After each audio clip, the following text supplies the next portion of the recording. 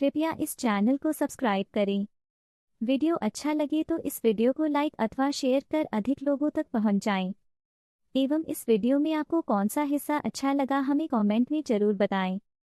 नैहर से करी के बहानावा आहो भोला ले ऐनी गवानावा उहावा त कहनी भोला कोठवा हमारी बा उहावा त कहनी भोला कोठवा हमारी बा इहाँ बार टूटही मरैया ए भोला ले ऐनी गवानवा नैहर से करी के बहानवा आहो भोला ले ऐनी गवानवा उहावा त कहनी भोला तो सकत किया बा उहावा त कहनी भोला तो सकत किया बा इहाँ बार मेरी गा के छलावा आहो भोला ले ऐनी गवानवा नैहर से करी के बहानवा आहो भोला ले ऐनी गवानवा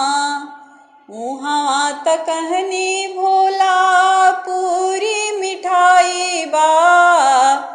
उहावा त कहनी भोला पूरिया मिठाई बा इहाँ बार भांगिया के गोला आहो भोला ले ऐनी गवानवा नैहर से करी के बहानवा आहो भोला ले ऐनी गवानवा उहावा त कहनी भोला हाथिया से घोड़ा बा उहावा त कहनी भोला हाथिया से घोड़ा बा इहाँ बाड़े बासाहा बाएलावा आहो भोला ले ऐनी गवानवा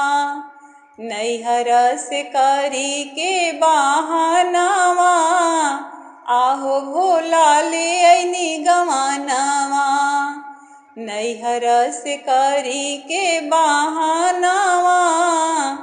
आहो भोला ले ऐनी गवानवा।